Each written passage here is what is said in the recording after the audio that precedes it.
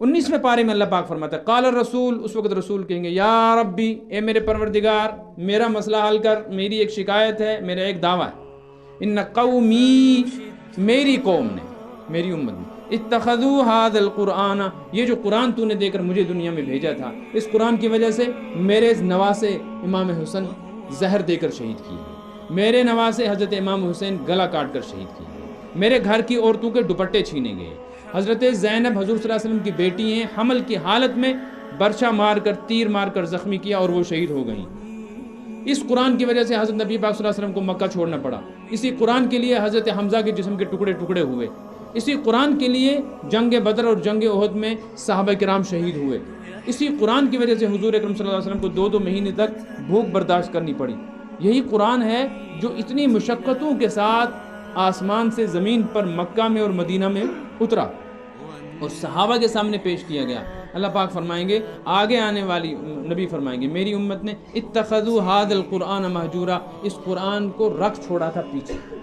ये नहीं कहेंगे कि कुरान पाक की बेअदबी की, अलियाज़ु बिल्लाह, पैर लगाया इसके साथ, ना ना, म्यूट बहुत किए, महजूरा, लेकिन न इसको पढ़ा, न इसको सीखा, न इस पे अमल, ये दावा करेंगे।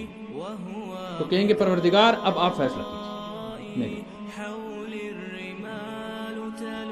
कुरान कहता है उस वक़्त अल्लाह ताला फैसला फरमाएंगे कि जो इस तरह के लोग हैं जिनने कुरान के साथ ये जुल्म किया है, उनको यही सज़ा दी जाएगी।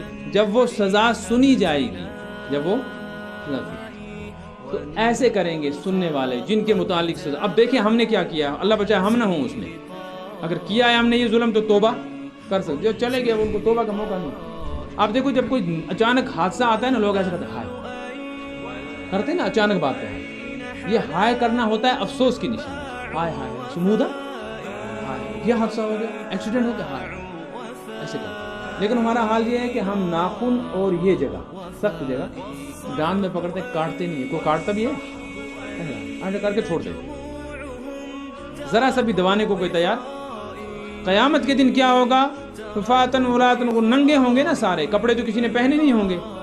जब अल्लाह पाक फैसला करेंगे कि कुरान पाक के जालिमों को अब ये सज़ा होगी, तो कुरान कहता है यौम यअज़्ज़ुज़ ज़ालिम, 19वें पारे में, यौम यअज़्ज़ुज़ ज़ालिम, ये जालिम जिनने कुरान पाक के साथ ये जुल्म किया होगा, न पढ़ा, न सीखा, न उसको सुना, न उस पर अमल किया, न उससे दोस्ती की, खरीदा रख दिया मस्जिद। आप देखो आजकल जो लड़कियां जब शादी होती है ना, लड़कियों को माँ बाप जहेज में जो सामान देते हैं, जानिमाज़ और कुरान पाक भी देते हैं, ये रिवाज बना है इस दौर में। लेकिन आम तौर पे आप देखो ये कुरान पाक लड़की कभी कभी इसलिए रख देती है इस मालूम तो वहाँ का, वरना कुछ दिनों के बाद ये बच्चे को देकर कहाँ पहुँच जाते थे, मस्जिद। ये काम का नहीं है। बाकी सैंडल, पैंडल, चप्पल, जूते वो काम के हैं, कुरान कहाँ जाएगा जब इसको पढ़ाया ही नहीं कभी, ये क्या पढ़ेगी, घर वाला क्या पढ़ेगा। तो कुरान में यअज़्ज़ुज़ ज़ालिमु अला यदै, उस वक़्त ये जालिम लोग उंगली नहीं दबाएंगे, हाथ रखेंगे मुँह में से और चबाएंगे, कहाँ तक, अला यदै, यहाँ तक चबाते चबाते काट देंगे अपने हाथ को खुद। खून बह रहा होगा और उनको कुछ पता नहीं होगा कि हम क्या करें। वो यक़ूलु या लैतनी इत्तख़ज़्तु मअ रसूल, कहेंगे हाय अफसोस आज तो मर गए, अब तो नहीं बच सकते। नबी ने हमारे मुताल्लिक कुरान पर जुल्म की शिकायत की है, काश हमने उस वक्त कुछ दोस्ती कुरान के साथ, नबी के साथ कर ली होती, आज इन मुसीबत से बच।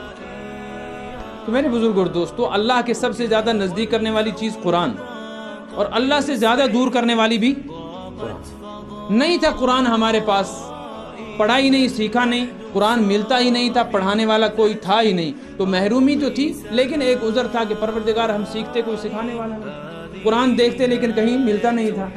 हमारे यहाँ तो कुरान पाक से मस्जिदें भरी हुई हैं। आजकल लोग मसले पूछ रहे हैं, मुझे आम तौर पे पूछते हैं, अजी मस्जिद के अंदर बहुत सारे कुरान पाक जमा हो गए हैं, 20-20, 25-25 साल से वो फट गए हैं, उन पर पानी पड़ता है, कुछ है, वो पढ़ने के लायक नहीं रहे, क्या करो, ज़ालवत में। अब ये मसला